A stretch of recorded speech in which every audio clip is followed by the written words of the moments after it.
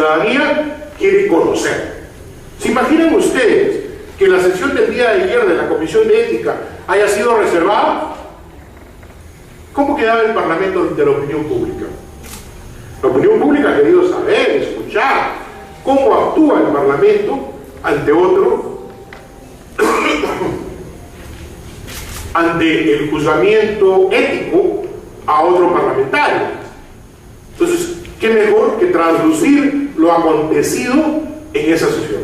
¿Por qué? Porque si no, van a originarse los trascendidos, y los trascendidos hacen más daño o a una u otra parte de lo que realmente puede hacer una verdadera sesión directa y abierta. Pero eso es, dirán, lo que opina José Chirino. Pero ¿qué opinan los doctrinarios? Ya no me hagan caso a mí, háganle caso a los que saben. Silvano Tosi, Derecho Parlamentario. Su gran libro, Silvano Tosi es uno de los especialistas reconocidos en Derecho Parlamentario italiano. Bueno, ya tiene sus añitos también. Espero no publicar mi primer libro cuando tuvo su edad, 70 años. La doctrina está dividida, dice, al respecto, entre quienes consideran insuperable aún para la investigación parlamentaria la limitación del secreto, argumentando la identidad, posición respecto a la autoridad judicial. Muy bien, pero miren, veamos lo que dice Tosi, que los que defienden el secretismo argumentan porque así se hace en el Poder Judicial. Ustedes saben de que tenemos un nuevo Código Procesal Penal. ¿Y cuál es la principal característica del nuevo Código Procesal Penal? La fase de la oralidad. ¿Es secreta? No, es pública. Es decir, ya estaríamos hasta alejados del secretismo judicial. Si esa parte del Poder Judicial ya nos adelantó. Y luego dice, en cambio, afirman que la insuprimible exigencia de la investigación misma es connatural a la ratio genética del instituto y la vinculación necesaria de la prevalencia y la finalidad de la inspección parlamentaria que el secreto devela. Es decir, lo que les estoy diciendo en castellano, que el control político en sí, la esencia del control político es develar, poner al descubierto, y por consiguiente eso es lo que debe primar. Rosario García Maumú, en su obra publicada Publicidad Parlamentaria y Comisiones de Investigación, dice: a través de la publicidad parlamentaria, todas las fuerzas políticas crean opinión pública y están sometidas a su vez a un permanente control del cuerpo electoral, cuyo juicio se manifiesta periódicamente en las elecciones. Si nosotros hacemos una investigación pública, puede que con los votos acusemos, puede que con los votos absolvamos, pero finalmente quien va a ser el gran justiciero va a ser el cuerpo electoral. ¿Y quién es el cuerpo electoral? Los ciudadanos. Esa es la importancia de las comisiones investigadoras, esa es la importancia del control político. No finalmente la decisión de mayorías o minorías que se tengan en votos en el Parlamento, sino lo que va a poder ver y pronunciarse el cuerpo electoral. Siguiente, Lucas Verdú. Lucas Verdú dice: es importante que el objeto de la publicidad y explicación parlamentaria coincida con aquello que preocupa o interesa a la opinión pública. Es decir, que la opinión pública fue la que pidió finalmente que se haga una investigación al respecto. Pero si la opinión pública pide una opinión al respecto, le negamos a que se entere de la verdad. ¿Por qué? Porque no ha visto el proceso investigatorio. Siguiente. El reglamento del Congreso, que es el que va a regular esta figura de secreta o reservada, en el artículo 88 dice: las comisiones investigadoras son reservadas y solo procede el levantamiento de la reserva del proceso en los siguientes supuestos: si la materia de investigación o sus deliberaciones no incluyen aspectos que afectan a la intimidad, honra o dignidad de las personas, sujetos de investigación o sus familias, si no afectan la reserva tributaria ni el secreto bancario de los investigados, si no compromete asuntos vinculados a seguridad nacional. Pues bien, este párrafo fue modificado por la resolución legislativa 025-2005 publicada el 21 de julio del 2006. Les sugiero, si alguien tiene interés, busque la sesión plenaria de esa época donde se aprobó esa resolución legislativa y va a encontrar que los argumentos están referidos básicamente a el accionar de una comisión investigadora dirigida por el ex congresista Edgar Villanueva. Edgar Villanueva le dieron una comisión investigadora donde su total protagonismo y parcialización y convertir casi la comisión investigadora en un evento ferial, por no decir otra cosa, hizo que el Pleno del Congreso adoptara como medida de saneamiento para evitar estos espectáculos que sean reservados. Particularmente pienso que la cura fue peor que el enfermedad. Y regresamos de ser públicas a convertirnos en reservadas. Siguiente. Pero ¿cómo piensa el mundo al respecto? ¿Cómo está el mundo al respecto? ¿Cuáles son los únicos lugares donde son reservadas? En el Perú y en España. En Francia, audiencias con exámenes públicos. En Estados Unidos, público. En Alemania, público. Nosotros, reservadas. Más no puedo decir al respecto. Si las comisiones parlamentarias de investigación buscan poner en conocimiento del elector información de control político, al hacerlas reservadas, mantenemos en el oscurantismo informativo a los ciudadanos.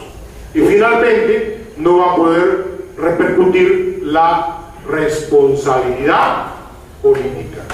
Concluyo, en una conclusión personal, que el secretismo origina una serie de distorsiones del rol de los parlamentos y por consiguiente lo aleja de los representados que ven a analizar un tema de interés público tras la cortina del secreto, es decir, el ciudadano no ve nada o ve lo que le quieren contar, y como le quieren contar, uno contará a su manera y el otro contará a su manera. El de mayoría dirá: lo destrozamos. El de minoría dirá: se paseó. Los trascendidos de los diarios dirán: tuvo miedo. El otro diario a favor dirá: hizo gala de toda su experiencia. Conclusión: el ciudadano se queda: ¿y qué pasó? Cuéntame la película de verdad, no el chiste. No lo sabrán. Y luego eso de reproducir la transcripción, por favor. Somos un país que con la justa leemos titulares de diarios. ¿Creen ustedes que van a leer una transcripción los ciudadanos de 300 páginas? Se lo dejo a ustedes. No han leído el libro de técnica legislativa que tiene 60 páginas y van a leer 300 páginas de transcripción.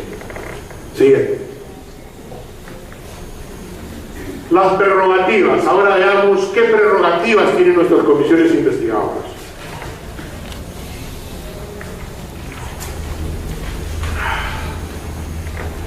La facultad que tiene una autoridad o alguno de los poderes supremos del Estado, Esas son las prerrogativas. Las comisiones investigadoras del Congreso tienen las siguientes prerrogativas. Hoy día van a descubrir algunas prerrogativas que ni se imaginan que tienen. Pero en fin, mejor que no las sepan porque las usan mal. La obligación a comparecer por su requerimiento bajo los mismos apremios que se observan en el procedimiento judicial a las autoridades, funcionarios, servidores públicos y o cualquier persona para proporcionar información testimonial y documentaria que les sean requeridas. Artículo primero del artículo 97 del Código de la Constitución Política del Perú y el inciso B del artículo primero del artículo 88 del reglamento. Pero vayamos más allá, la obligación a comparecer. Pero nos dice que se observa el procedimiento judicial.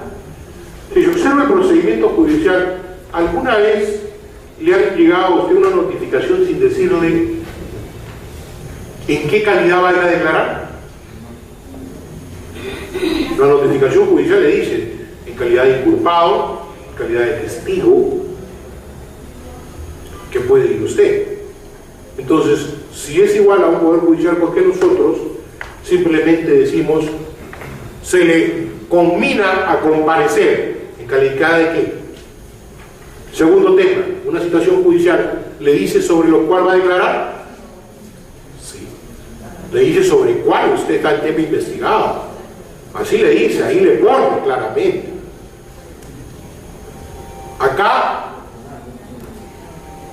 en el tema de las comisiones investigadoras, como no delimitamos, como hemos visto bien claro, no delimitamos adecuadamente nuestros acuerdos, pretendemos que el acuerdo, que es una caja de Pandora o un costal de ciego, como decían mis paisanos en no tengo material, aquí solo hay 65. cabe todo. Ya no tengo material. Para que responda sobre los hechos acontecidos en la transferencia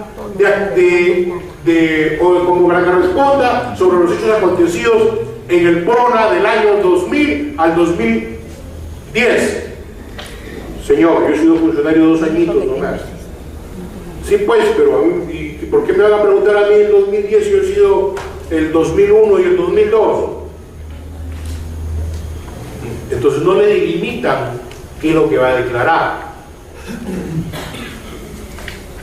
¿Cuál es el otro? Solicitar ser conducido por fuerza pública el citado que no comparezca el día y hora señalados o se resista a exhibir o hacer entrega de documentos que tiene en su poder y o necesarios para el esclarecimiento de los hechos investigados.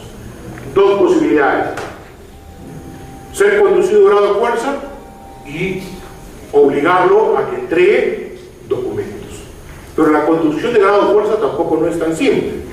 Tiene que haber mínimo 3 citaciones debidamente realizadas.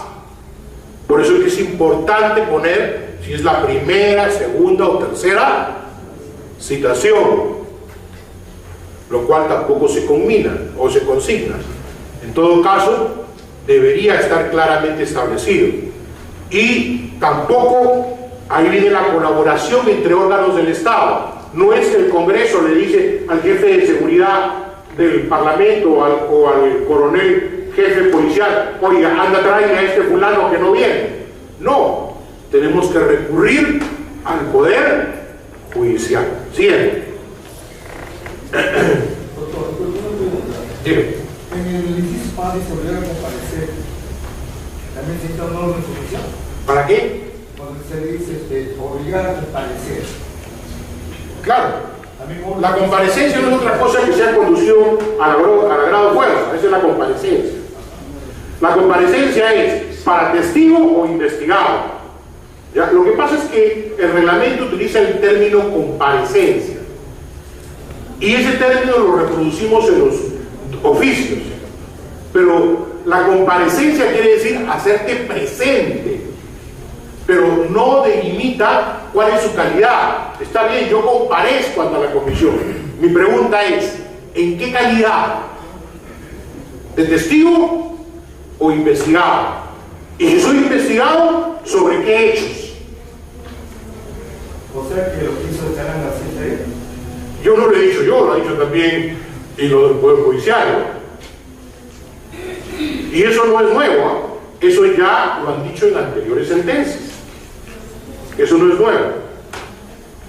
Entonces, siempre tiene que delimitarse, en el tema del debido proceso, delimitarse en qué calidad. Es más, la sentencia del presidente Humala de habeas corpus fue por eso, porque se presentó en la etapa investigatoria como testigo y pretendieron en la etapa ponerlo como investigado. Un momentito, si a mí me has hecho durante todo el tiempo como testigo, ¿cómo me metes después como investigado? Y lo sacaron. La resolución salió y efectivamente el señor hoy se ha vulnerado su debido proceso. Si tú has querido, desde el primer momento debió decirle, oye, eres investigado, eres responsable. Entonces es otro tu ejercicio de defensa. ¿Me entiendes? Una pregunta. Lógicamente, el problema surge pues desde la moción, digamos. Generalmente las mociones se redactan, ¿no?, de manera muy amplia. Finalmente, uno no sabe en qué condición va probablemente a citar a o investigados o testigos. Eso se va a ir determinando, me imagino, supongo, a lo largo de las investigaciones que se realizan. El problema es por eso, porque como lo habíamos analizado anteriormente, los considerandos de las mociones son sumamente vagos. Hay mociones, no le he mostrado porque la idea era mostrarle mociones con errores, donde se dice, existen indicios que el funcionario tal habría, existen indicios. Entonces, tú lo que vas a es a comprobar esos indicios. Entonces, cuando lo citas, ya estás citándolo como investigado. Caso palpable, el caso cuando se le investigó a César Almeida. César Almeida, y se le decía, como yo decía, existen indicios que el señor César Almeida habría utilizado mal, entonces se le traía, se le citaba sobre determinados aspectos. Ahora, se puede citar a una persona una, dos o tres veces. La primera vez, en una primera fase, puede citarlo como testigo, pero existiendo los indicios, varía su situación a investigado, pero dentro del proceso investigatorio. Entonces, si tú encuentras indicios ya, entonces tú ves que lo citaste como testigo, tienes que traerlo ahora como investigado, porque ya le estás presumiendo acciones.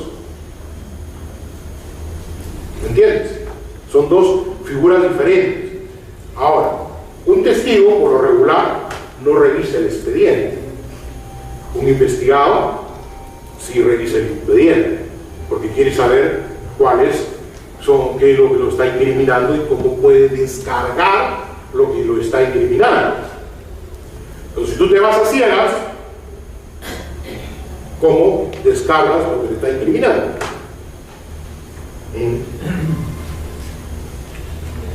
Pues esas son las características. Sigamos.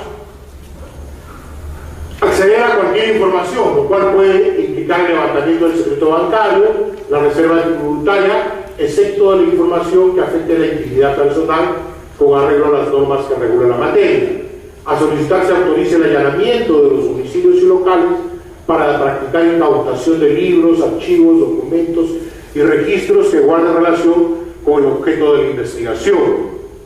Solicitar al Poder Judicial el impedimento de salida del país. El único caso que recuerdo que se haya hecho impedimento de salida del país fue una comisión investigadora en la época del 2001-2002 y una comisión investigadora que presidió el ex congresista recientemente fallecido Díaz Canseco. Pero ¿qué se requiere para ello?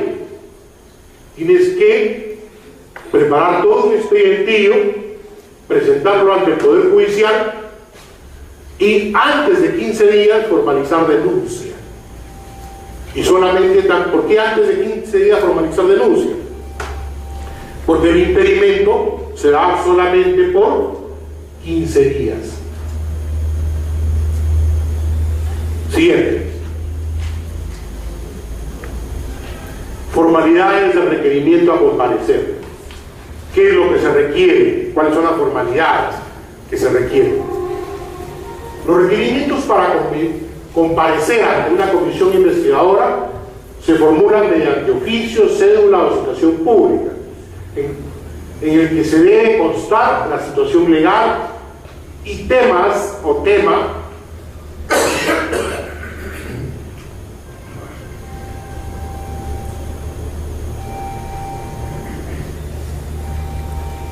por la que es convocado, la calidad, testigo investigado, la posibilidad de que presente documentación que sustente su comparecencia, los datos necesarios para que el ciudadano citado conozca del apercibimiento y de las responsabilidades en que puede incurrir en caso de inasistencia. El requerimiento de las personas jurídicas será dirigido a su representante legal.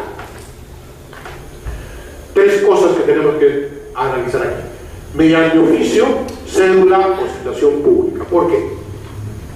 Porque puede que la persona, el domicilio que figure en su DNI, que es el domicilio válido donde lo vas a notificar, no esté ubicado. Entonces tienes que notificarlo. ¿Cómo notifica el Poder Judicial? Edictos. ¿El Congreso tendrá que hacer edictos? No. En todo caso le hemos denominado citación pública. Saca el Congreso de la República, comisión investigadora, cita al señor fulano de tal, Juan Pérez Pérez, a la sesión donde deberá rendir su declaración en calidad de comparecer ante la comisión en calidad de investigado sobre los presuntos hechos de bla bla bla bla bla, y el día, la hora en la cual está siendo citado. Es una citación pública. Otra cosa ahí que estamos señalando claramente: la comparecencia, la calidad de la comparecencia, el tema o los temas por los que he citado, la situación de que puede traer su documentación. También debe ir ahí el tema de que puede venir acompañado de un abogado a su ejercicio de la defensa. Acá hay un tema que ha surgido como parte de la praxis parlamentaria. En el Poder Judicial existe el defensor de oficio, ¿correcto? Pero ¿qué pasa con un ciudadano que viene a declarar y viene sin abogado? Puede decir que no requiere la presencia de abogado, pero puede decir que sí requiere la presencia de abogado, pero que carece de recursos para contratar uno. ¿Y qué haríamos?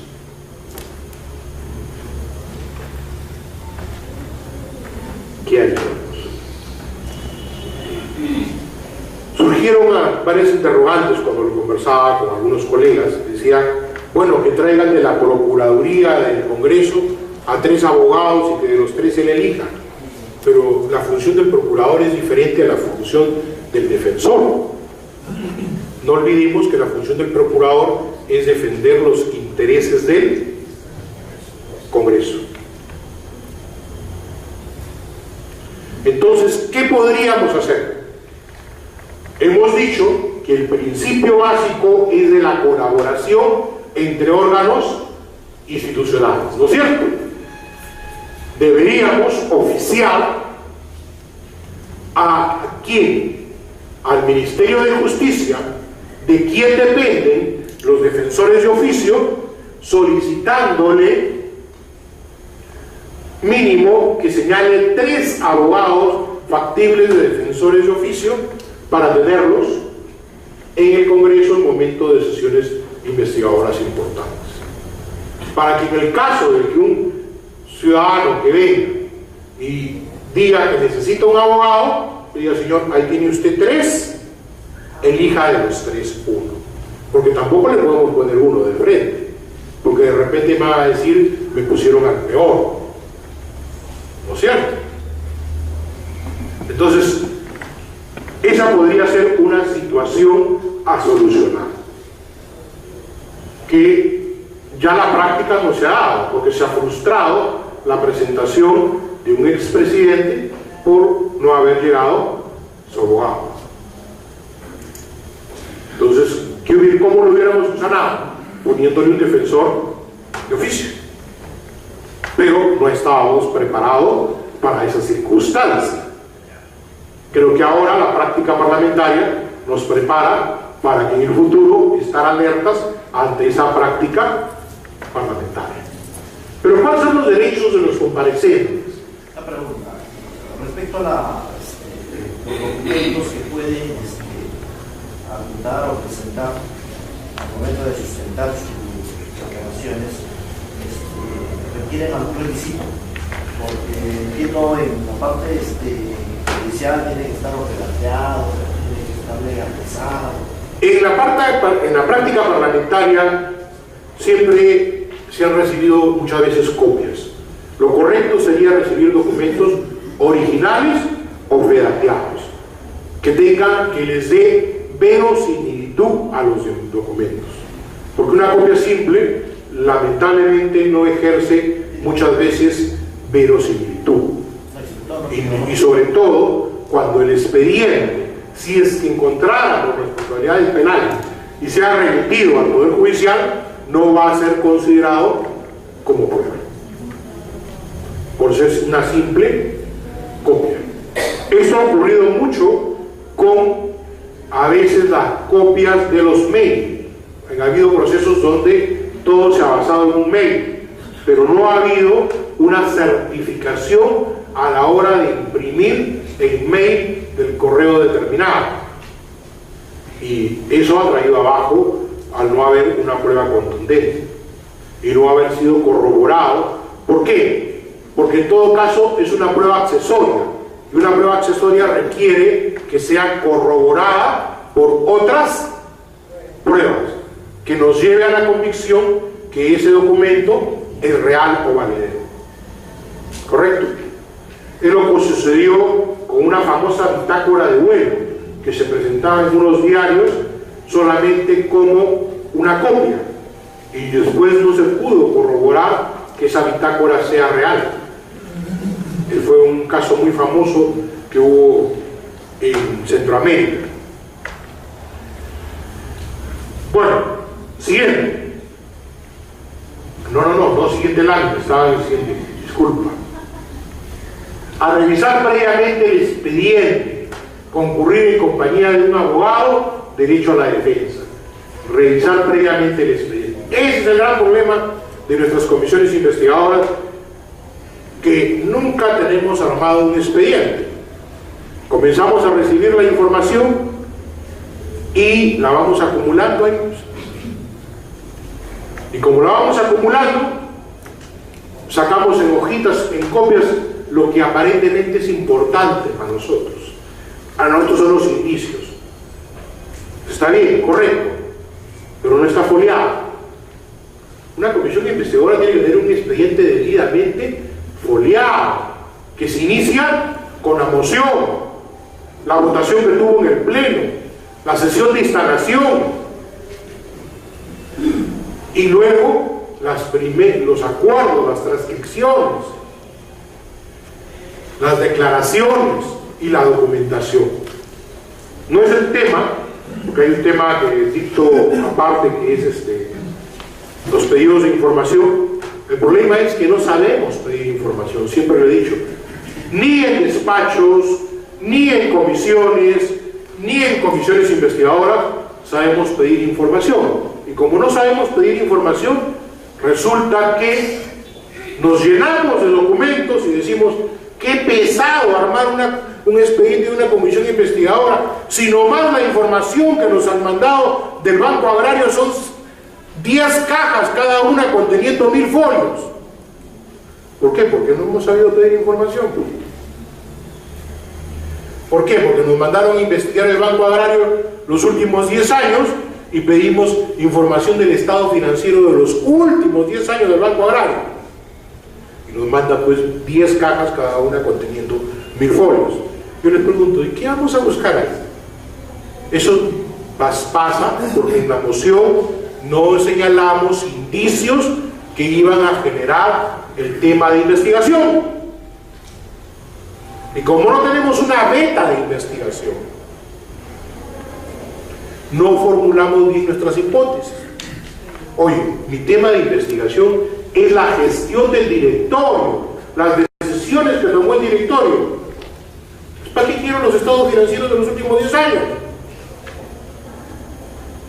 Quiero las actas del directorio.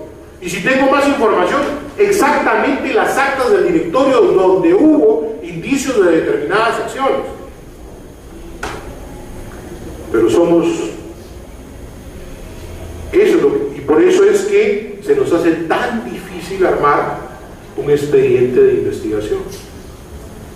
¿Se imaginan ustedes armarlo con la información? Pongamos ese caso, la información de esas 10 cajas, ahí nomás tendríamos 10.000 folios y no hemos investigado nada, solamente es una fuente de información. Por eso es que es meridianamente difícil que armemos el expediente, y cuando el investigado pide venir a revisar el expediente, uy, como dice mi hijita, ¿no? ¿Cómo solucionamos eso? Solicitar copia de la transcripción de su intervención en la sesión de la comisión. Si por alguna razón esta no fuera grabada, puede solicitar copia de la parte correspondiente del acta. Afortunadamente ahora todo es grabado y esto nos permite tener las transcripciones de determinada declaración. Otro, garantizar sus derechos constitucionales a la intimidad o dar reservas sobre sus creencias. Ese es otro tema. Ahora las comisiones investigadoras han agarrado de ponen el Cristo adelante, pobre nuestro Señor. Jure usted. Oiga, señor, yo soy taoísta. ¿Cómo voy a jurar si yo soy taoísta? Y esa es mi creencia. No, jure. Lo siento, señor, soy taoísta. Si saben quién es taoísta, hay una religión taoísta, por si acaso. No la comparto, pero se me ocurrió decirla. Como por decir budismo, musulmán. Entonces, guarda reserva sobre su creencia. Es más, así sea católico, apostólico, romano, confeso todos los domingos y todo lo demás, nada te conlleva el beneficio de la investigación que declare bajo juramento. ¿Por qué?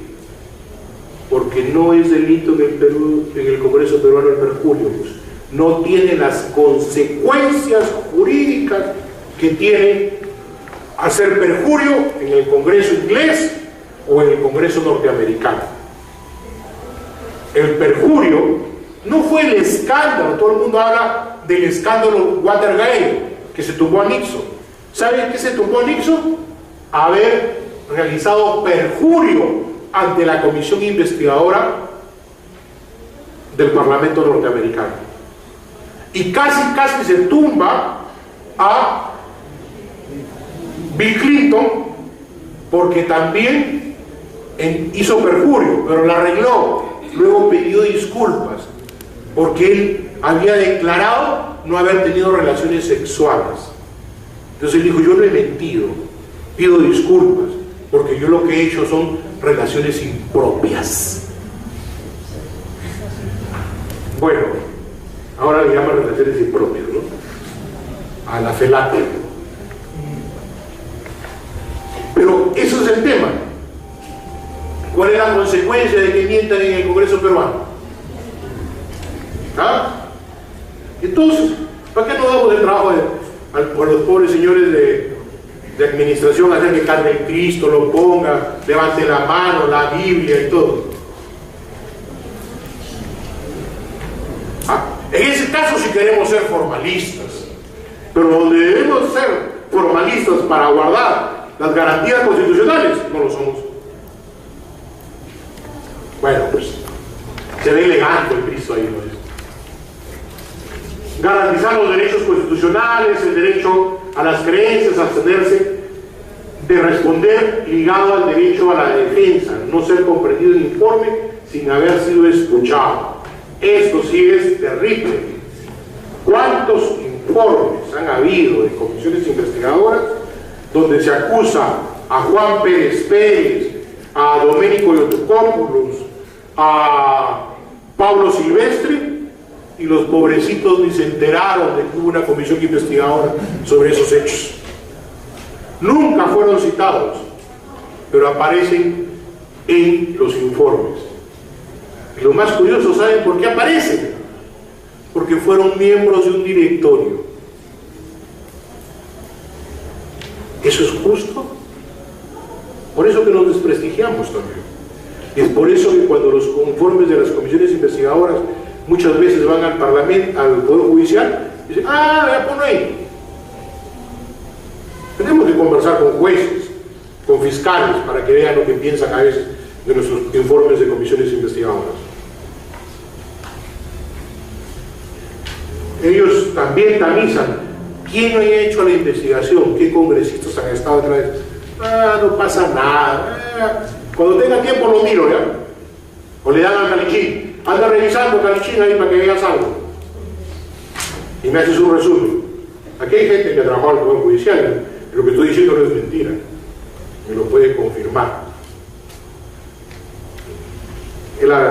¿Por qué? Porque hemos perdido esa capacidad de hacer un trabajo serio. Todas estas garantías han sido reconocidas en diversas sentencias del Tribunal Constitucional. Siguiente. El secreto bancario y la reserva tributaria. El secreto bancario y la reserva tributaria pueden levantarse siempre que se refiera al caso investigado. Al periodo de levantamiento del secreto bancario se solicita a través de la Superintendencia de Bancos y Seguros. El pedido de levantamiento de la reserva tributaria se solicita a la Superintendencia Nacional de Administración Tributaria. Para todos estos pedidos se requiere acuerdo de la comisión, debidamente motivado, e identificación de las personas naturales o jurídicas a ser afectadas. Muy bien, estamos investigando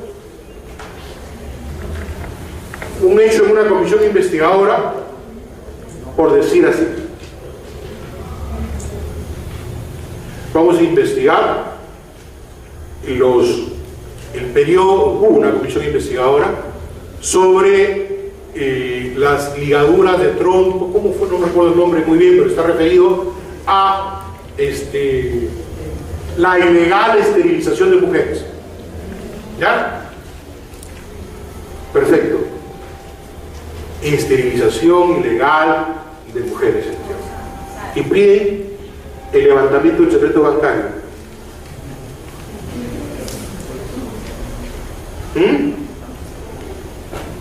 No es broma, lo pidieron,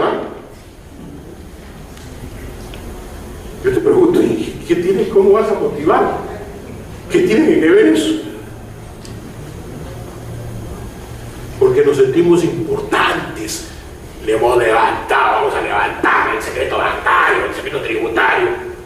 Oye, ¿qué tiene que ver las esterilizaciones con el secreto bancario y el secreto tributario?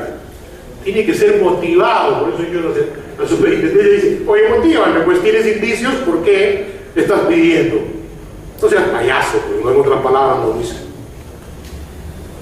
Artículo 85 del decreto legislativo 816, Código Tributario. Las exhibiciones de documentos y declaraciones que ordena el Poder Judicial en los procedimientos sobre tributos, alimentos, disolución de sociedad conyugal o en los procesos penales, el fiscal de la Nación en los casos de presunción de delitos y la Comisión de Fiscalización o las comisiones investigadoras del Congreso, con acuerdo de la comisión respectiva, con arreglo a ley y siempre que se refiera al caso investigado.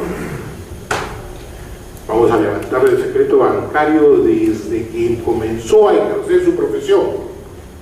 Oye, ¿qué estás evaluando?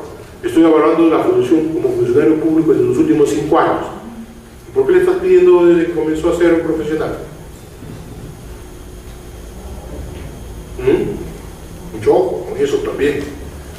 Y para los amigos que trabajan en fiscalización, no necesitan. La reserva tributaria la pueden levantar. La sin necesidad de facultades de comisión investigadora. Tiene esa facultad la Comisión de Fiscalización, por si acaso. Te apuesto que muchos no lo saben. Siguiente. Ley General del Sistema Financiero y del Sistema de Seguros y Organización de Superintendencia de Banco y Seguro. Artículo 143, levantamiento del secreto bancario. El presidente de una comisión investigadora del Poder Legislativo, con acuerdo de la comisión de que se trate y en relación con hechos que comprometan el interés público, puede pedir el levantamiento. Siguiente. Aquí hay un informe muy bonito que fue hecho por José Eliche cuando era oficial mayor del Congreso de la República, referido al levantamiento del secreto bancario. He tratado de sacar la parte más importante en esos 4 aspectos y señala lo siguiente, ¿no? A ver si lo leemos, estoy un poquito congestionado. Dice: los interesados en el caso de materia de informes investigados tienen derecho a acceder a su información tributaria y bancaria, y en este último caso, con toda calidad pueden solicitar o autorizar el levantamiento del secreto. Quiere decir que si hay un levantamiento de un secreto bancario, el interesado también puede decirle: oye, infórmeme qué se encontraba. ¿Por qué? Porque puede ocurrir que el señor me dicen, me está investigando y me encuentran un depósito de $500.000.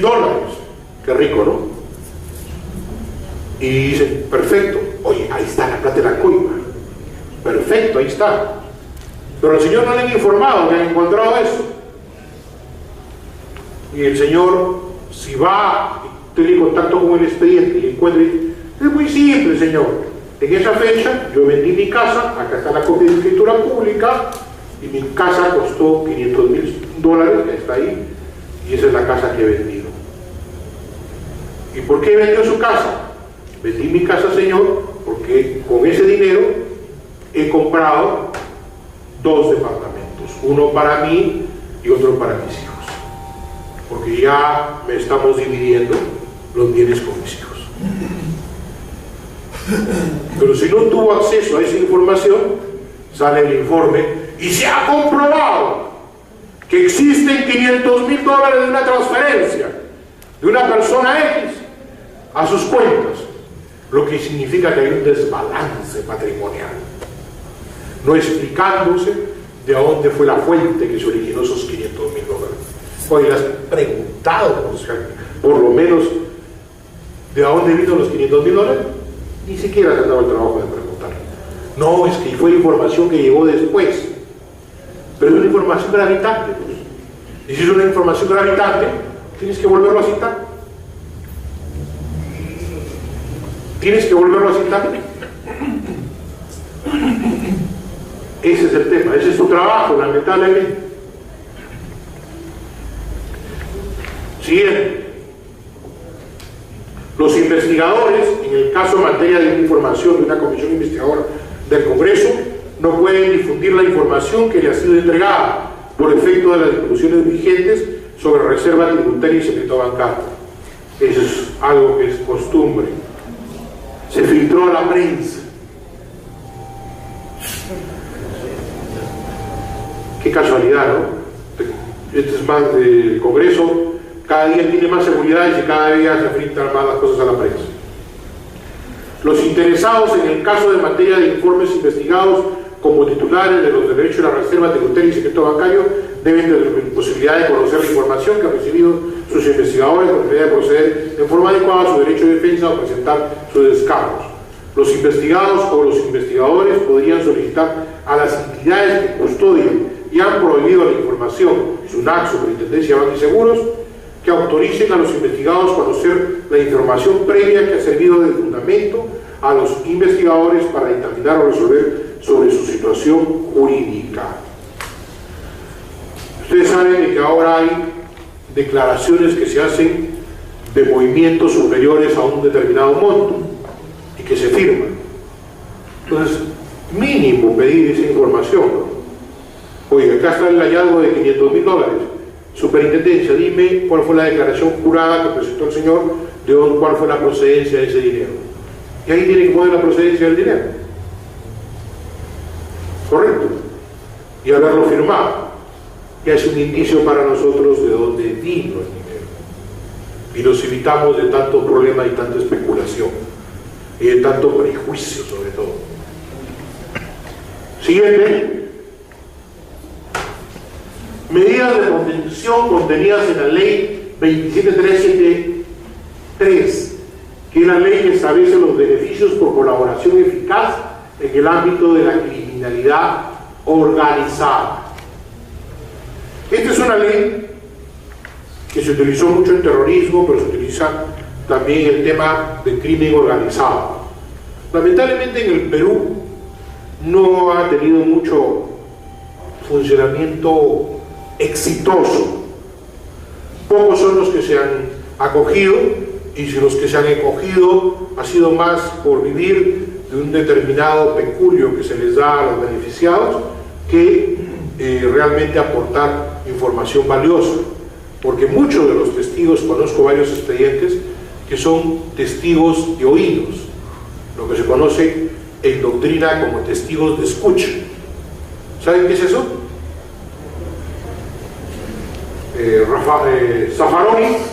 Raúl Zaffaroni, tratadista argentino, le recomiendo leer Parte General de Derecho Penal. Ahí habla de los testigos de oídos y los testigos de escucha. Es como yo soy mozo y escucho a los dos señores almorzando, donde uno le dice al otro: oye, y mira, ¿y cómo se quejaba cuando le íbamos a meter el balazo en la cabeza, no? Oye, sí, ¿no? ¿Cómo se quejaba? ¡Ja, ja, ja, ja, ja! Oye, pero bien frito lo dejamos, ¿no? Sí, señor, yo escuché cuando el señor decía que me había metido un balazo. ¿Dónde fue? No sé. ¿Dónde lo enterraron? No sé. Pero yo escuché, señor, que me metieron el balazo. ¿A quién? Testigo de oídas. Y esos hay un montón que se prestan así, ¿eh? ¿Te consta a ti, tú viste que recibió, que disparó, tú participaste o estuviste ahí? No, yo escuché. Testigo de oídas. Es un indicio, no más, no es una prueba contundente. Mucho cuidado con eso. Ese indicio tiene que corroborarse con otras pruebas indiciales. Zaffaroni es muy claro al respecto, dice: debemos tener los testigos de oídos solo como un indicio que debe ser corroborado con otras pruebas coetáneas. Pero debe tenerse también en cuenta la calidad del testigo. Imagínense que ese testigo de oídos tiene procesos en los cuales ha sido sentenciado justamente por falsedad. No estoy hablando piedras, ¿eh? ¿Saben cuál es el principal testigo del comando Rodrigo Franco? Víctor Exedio, F. Tiene 4 sentencias por falsa declaración. Y es testigo de oídos. Él era el cocinero, dice, del grupo. Y siempre le han preguntado: ¿y dónde están los muertos? No sé, pero yo escuchaba que los mataban, que decían cómo los habían matado. Si no hay cadáver, no hay crimen, pues. No hay crimen. El resto es cuento. El resto es cuento. Pero bueno, estuve en esa comisión investigadora, por eso hice seguimiento a ese proceso. Eso fue en la comisión Herrera. Hay 2 informes: el informe en mayoría y el informe en minoría. Pero bueno, contra la libertad. A ver, ¿qué dice el objeto de regular los beneficios de colaboración eficaz ofrecidas por personas relacionadas por la comisión de los siguientes delitos? Y básicamente lo que buscan es que sea asociación ilícita para delinquir, porque es donde podemos aplicar el tema para las comisiones investigadoras, porque los demás son delitos puntuales, contra la humanidad, contra el Estado, contra la defensa nacional, el terrorismo, delitos aduaneros, tráfico ilícito de drogas y otros donde la gente forme parte o integre una organización criminal. Para esos casos opera el famoso testigo encubierto, que le asignan código 100. Sí. Usted en la clase pasada dijo que las comisiones investigadoras tienen un resultado, porque no necesariamente son afectadas por el Poder Judicial. Así es. Supongamos que la comisión investigadora dice que no vuelve a hacer porque esta prerrogativa de ser un testigo confiable. Pero cuando el Poder Judicial no lo acepta ni lo reconoce. ¿Qué pasaría en esas autoridades? Pierde su calidad. Porque, ¿y en qué se basa para darle al Congreso? La ley bajo análisis, en la disposición octava dice, a solicitud de las comisiones investigadoras del Congreso, es el juez el que evalúa, quien dictará las medidas de protección a que se refiere el artículo 22 de la presente ley. El juez dice, oye, que estás trayendo de testigo, no te pases, pues, no te lo tomo en cuenta. Entonces el juez tiene que, ya con su experiencia, valorar si efectivamente es un testigo que vale la pena o no. ¿Por qué? Porque es un testigo que va a seguir, incluso en el caso de que existieran indicios de delito en el proceso penal. ¿Ya? Por eso es que ahí he puesto el de la toga, se supone que es el magistrado, y la señorita muy guapetona, ella es la de la comisión investigadora, que está coordinando para que el juez se pronuncie dándole a favor de este beneficio. Siguiente. ¿Cuál es la medida de protección que establece el artículo 22? La medida de protección es el fiscal y en caso el juez, apreciando las circunstancias previstas en el artículo anterior de oficio o a instancia de las partes, adoptará según el grado de riesgo o peligro las medidas necesarias para preservar la identidad del protegido, su domicilio, profesión y lugar de trabajo sin perjuicio de la acción de contradicción que exista al imputado, pudiendo adoptar las siguientes medidas. Y ahí están las medidas que puede adoptar, ¿no? Lamentablemente estoy un poquito afónico y los ojos lagrimeando, pero ahí podemos ver. La protección policial, que puede incluir cambio de residencia y ocultar su paradero, reserva de su identidad y datos personales en las diligencias que se practiquen y cualquier otro dato que pueda servir para su identificación, pudiéndose utilizar para esto un número o cualquier otra clave. En el caso de Alipio, sí hemos visto, caso de terrorismo, esta ley está aplicando, que se utiliza muy bien los testigos y hay incluso un distorsionador de voz en el proceso que permite escuchar al testigo, el imputado lo escucha al testigo, ¿ya? Y el testigo señala hechos contundentes, no habla de escucha de oído, sino habla de que estuvo presente él en diversas transacciones, en diversos hechos. Eso es realmente el testigo que vale. La utilización de cualquier procedimiento que imposibilite su identidad visual, fijación como domicilio a efectos de citaciones o notificaciones de la sede de la Fiscalía.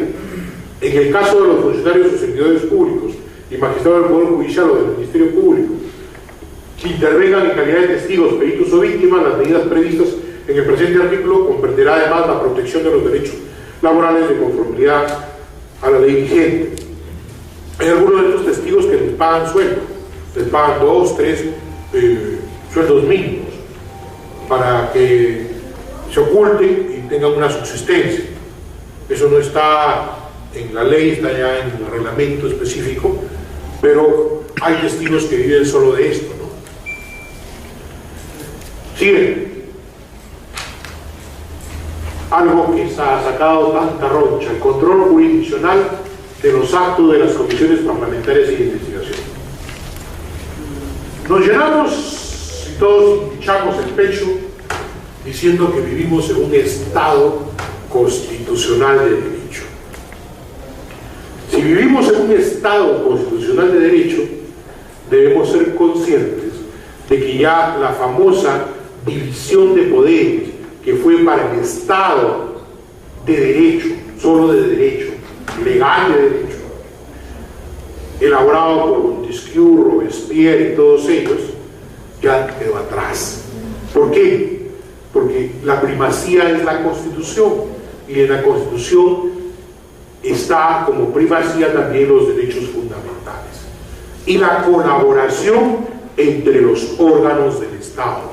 Ya no hay esa clásica división feudal donde cada quien defendía su fuero, sino hay una colaboración entre órganos, una colaboración que involucra que yo tengo atribuciones exclusivas con las cuales puedo apoyarte o ayudarte, pero eso no significa que tú tampoco vas a inmiscuirte en mis funciones, pero sí tengo que pronunciarme sobre determinados aspectos. Entonces, desde esa perspectiva, las comisiones investigadoras sí son recurribles ante el órgano jurisdiccional, y que estos estarían afectos al control jurisdiccional. ¿Qué acto parlamentario puede estar sujeto a control? Es el ejercicio concreto y o singular de una potestad de aplicación del derecho parlamentario por parte del Congreso o uno de sus órganos, ejercicio que se desenvuelve dentro de la esfera de sus competencias y mediante el cual se crea, modifica o extingue una situación jurídica. Eso es el acto parlamentario, que es idéntico a lo que es un acto jurídico: crea, modifica o extingue una situación jurídica. Siendo las comisiones investigadoras, que forman parte del Parlamento y realizan actividades dentro de las facultades, es obvio que las mismas realicen una serie de actos parlamentarios en el desarrollo de sus actividades de investigación.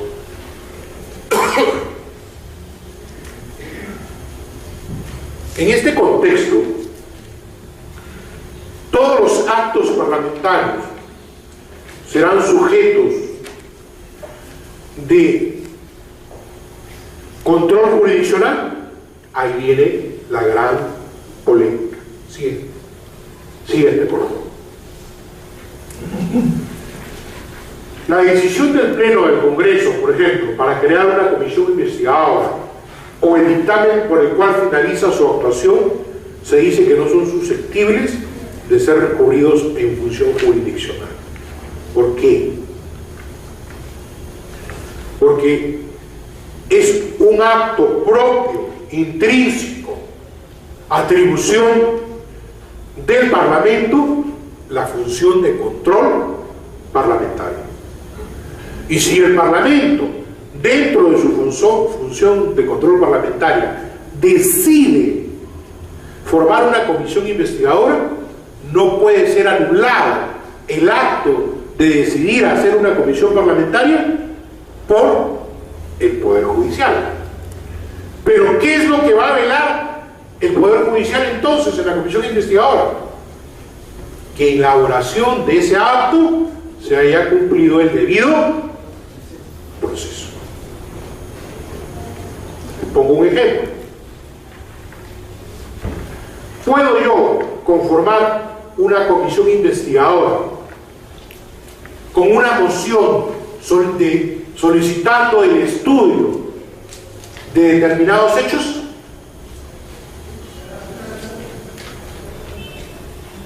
Una moción en la cual digo, la moción acuerda solicitar con la conformación de una comisión de estudio para investigar los hechos acontecidos en la Universidad del Santa.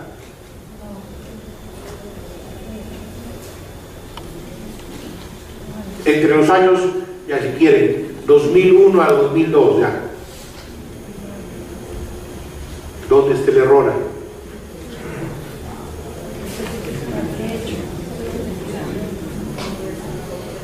Por ahí. Comisión de... No puede ser de estudio, señores. Reglamento, mociones.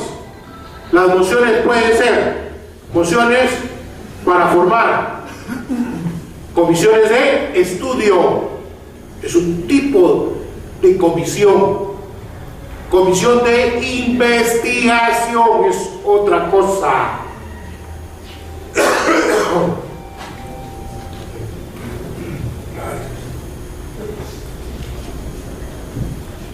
Y se lo digo esto porque no es un invento mío. Lamentablemente llegó al pleno del Congreso una moción con esa terminología: comisión, la conformación de una comisión de estudio para investigar, bla bla bla bla bla bla. Fue vista la última sesión plenaria del 2011-2012. Se había puesto a debate la moción como comisión investigadora. La congresista Marta Chávez se paró y dijo: señor, esto no es una comisión investigadora, y solicito que se lea el reglamento en un artículo tal y tal. Y ahí está: comisión de estudio. Tocaron la campanilla y se cerró la sesión plenaria. ¿Qué hubiera pasado si se hubiera conformado una comisión investigadora? ¿Cabría o no cabría una acción constitucional contra esa comisión investigadora? Sí. ¿Por qué? Porque si bien es cierto, no se limita la capacidad de que el Congreso forme la comisión investigadora, pero debe cumplir el procedimiento preestablecido por el Parlamento. ¿Y cuál es el procedimiento? Que se solicite como comisión investigadora. Por consiguiente, ese acuerdo era nulo.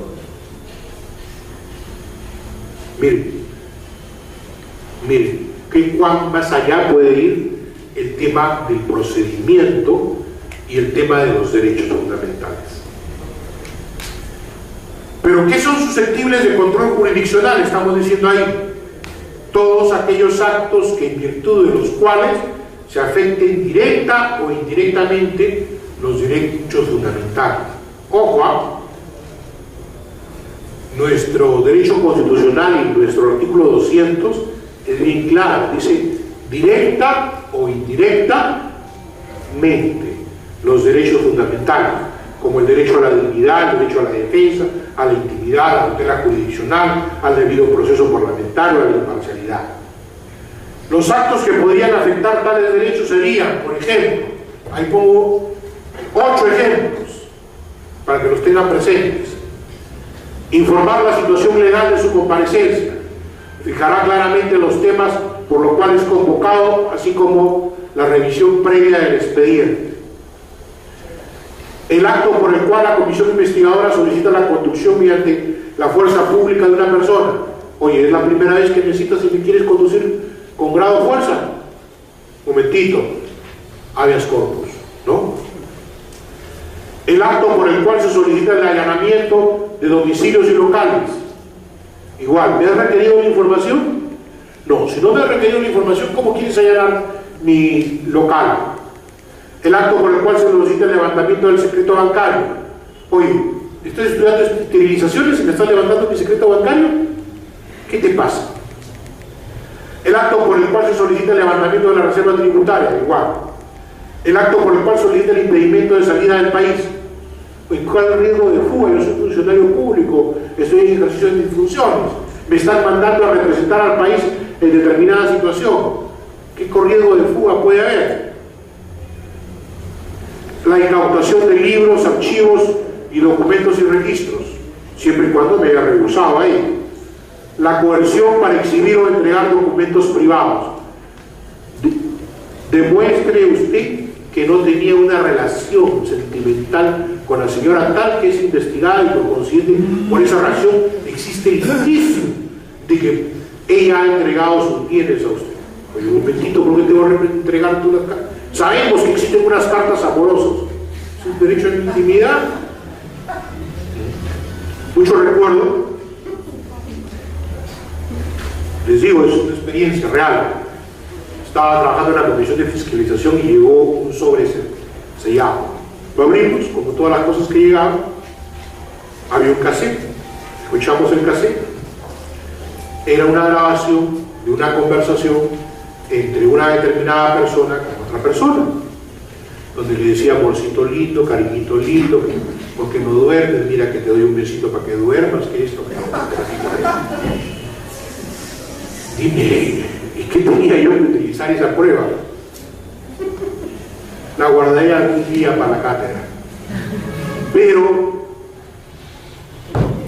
eso no se puede utilizar, señor. ¿Se imagina el papelón que hubiéramos hecho? Poner esa grabación cuando el señor estaba declarando. Pero a veces por cámaras matamos. Y bueno, esa lista no es números clausus, por si acaso, no es números cerrados, es un número abierto, porque los derechos fundamentales son innumerables. Siguiente.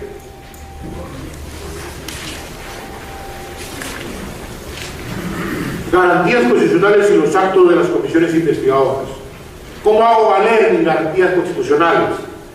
Ya el mes pasado todo el día diciéndoles el artículo 200 de la Constitución, donde señala habeas corpus, amparo, habeas data. Ya dependerá mucho del derecho afectado para saber cuál de estos garantías constitucionales, cuáles de estas acciones de garantía utilizo para hacer valer mi derecho constitucional. Definitivamente esta depende mucho de la naturaleza del derecho vulnerado. Es materia de otro tema, y cuando enseñemos derecho constitucional podemos señalar ahí que se defiende con el habeas corpus, que se defiende con el amparo, que se defiende con el habeas data. ¿Alguna pregunta? Si no, disculpen, mi garganta está un poco maltratada, y por el día de hoy, muchas gracias.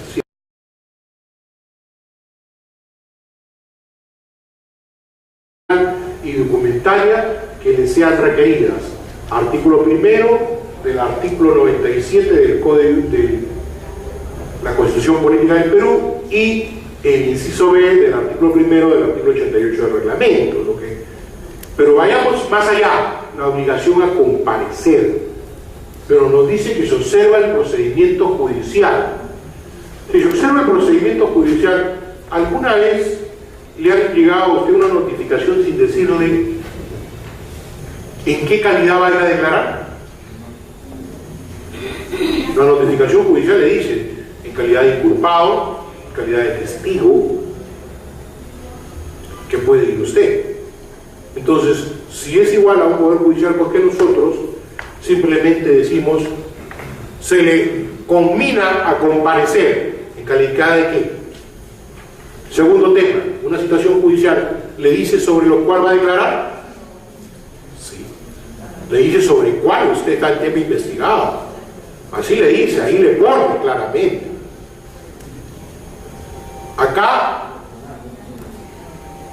en el tema de las comisiones investigadoras, como no delimitamos, como hemos visto bien claro, no delimitamos adecuadamente nuestros acuerdos, pretendemos que el acuerdo, que es una caja de Pandora o un costal de ciego, como decían mis paisanos en Ya no tengo material, aquí solo hay 65. cabe todo, Ya no tengo material. para que responda sobre los hechos acontecidos en la transferencia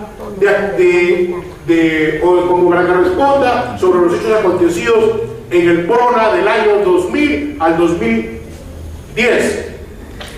Señor, yo he sido funcionario 2 añitos, no más. Sí, pues, pero ¿y por qué me van a preguntar a mí el 2010 si yo he sido el 2001 y el 2002? Entonces no le delimitan qué es lo que va a declarar. ¿Cuál es el otro? Solicitar ser conducido por fuerza pública el citado que no comparezca el día y hora señalados o se resista a exhibir o a hacer entrega de documentos que tiene en su poder y o necesarios para el esclarecimiento de los hechos investigados. Dos posibilidades: ser conducido de grado de fuerza y obligarlo a que entregue documentos. Pero la conducción de grado. Y luego ese, en cambio, afirman que la insuprimible exigencia de la investigación misma es connatural a la ratio genética del instituto y la vinculación necesaria de la prevalencia y la fidelidad de la inspección parlamentaria que el secreto devela. Es decir, lo que les estoy diciendo en castellano, que el control político en sí, la esencia del control político es develar, poner al descubierto, y por consiguiente, eso es lo que debe primar. Rosario García Maumú, en su obra publicada Publicidad Parlamentaria y Comisiones de Investigación, dice: a través de la publicidad parlamentaria, todas las fuerzas políticas crean opinión pública y están sometidas a su vez a un permanente control del cuerpo electoral, cuyo juicio se manifiesta periódicamente en las elecciones. Si nosotros hacemos una investigación pública, puede que con los votos acusemos, puede que con los votos absolvamos, pero finalmente quien va a ser el gran justiciero va a ser el cuerpo electoral. ¿Y quién es el cuerpo electoral? Los ciudadanos. Esa es la importancia de las comisiones investigadoras, esa es la importancia del control político. No finalmente la decisión de mayorías o minorías que se tengan en votos en el Parlamento, sino lo que va a poder ver y pronunciarse el cuerpo electoral. Siguiente, Lucas Verdú. Lucas Verdú dice: es importante que el objeto de la publicidad y explicación parlamentaria coincida con aquello que preocupa o interesa a la opinión pública. Es decir, que la opinión pública fue la que pidió finalmente que se haga una investigación al respecto. Pero si la opinión pública pide una opinión al respecto, le negamos a que se entere de la verdad. ¿Por qué? Porque no ha visto el proceso investigatorio. Siguiente. El reglamento del Congreso, que es el que va a regular esta figura de secreta o reservada, en el artículo 88 dice: las comisiones investigadoras son reservadas y solo procede el levantamiento de la reserva del proceso en los siguientes supuestos: si la materia de investigación o sus deliberaciones no incluyen aspectos que afectan a la intimidad, honra o dignidad de las personas, sujetos de investigación o sus familias, si no afectan la reserva tributaria ni el secreto bancario de los investigados, si no compromete asuntos vinculados a seguridad nacional. Pues bien, este artículo fue modificado, este párrafo fue modificado por la resolución legislativa 025-2005 publicada el 21 de julio de 2006. Les sugiero, si alguien tiene interés, busque la sesión plenaria de esa época donde se aprobó esa resolución legislativa y va a encontrar que los argumentos están referidos básicamente a el accionar de una comisión investigadora dirigida por el excongresista Edgar Villanueva. Edgar Villanueva le dieron una comisión investigadora donde su total protagonismo y parcialización y convertir casi la comisión investigadora en un evento ferial, por no decir otra cosa, hizo que el Pleno del Congreso adoptara como medida de saneamiento para evitar estos espectáculos que sean reservados. Particularmente pienso que la cura fue peor que el enfermedad. Y regresamos de ser públicas a convertirnos en reservadas. Siguiente. Pero ¿cómo piensa el mundo al respecto? ¿Cómo está el mundo al respecto? ¿Cuáles son los únicos lugares donde son reservadas? En el Perú y en España. En Francia, audiencias con exámenes públicos. En Estados Unidos, público. En Alemania, público. Nosotros, reservadas. Más no puedo decir al respecto. Si las comisiones parlamentarias de investigación buscan poner en conocimiento del elector información de control político, al hacerlas reservadas, mantenemos en el oscurantismo informativo a los ciudadanos. Y finalmente, no va a poder repercutir la responsabilidad política. Concluyo, en una conclusión personal, que el secretismo origina una serie de distorsiones del rol de los parlamentos y por consiguiente lo aleja de los representados que ven a analizar un tema de interés público tras la cortina del secreto, es decir, el ciudadano no ve nada o ve lo que le quieren contar, y como le quieren contar, uno contará a su manera y el otro contará a su manera. El de mayoría dirá lo destrozamos, el de minoría dirá se paseó. Los trascendidos de los diarios dirán tuvo miedo, el otro diario a favor dirá hizo gala de toda su experiencia. Conclusión, el ciudadano se queda, ¿y qué pasó? Cuéntame la película de verdad, no el chiste. No lo sabrá. Y luego eso de reproducir la transcripción, por favor, somos un país que con la justa leemos titulares de diarios. ¿Creen ustedes que van a leer una transcripción los ciudadanos de 300 páginas? Se lo dejo a ustedes. No han leído el libro de técnica legislativa que tiene 60 páginas y van a leer 300 páginas de transcripción. Siguiente. Las prerrogativas. Ahora veamos qué prerrogativas tienen nuestras comisiones investigadoras.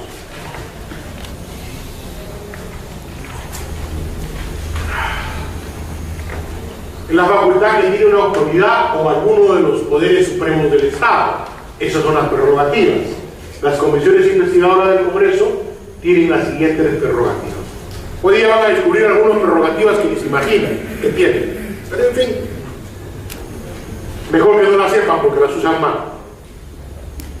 La obligación a comparecer por su requerimiento bajo los mismos apremios que se observan en el procedimiento judicial a las autoridades, funcionarios, servidores públicos y o cualquier persona para proporcionar información testimonial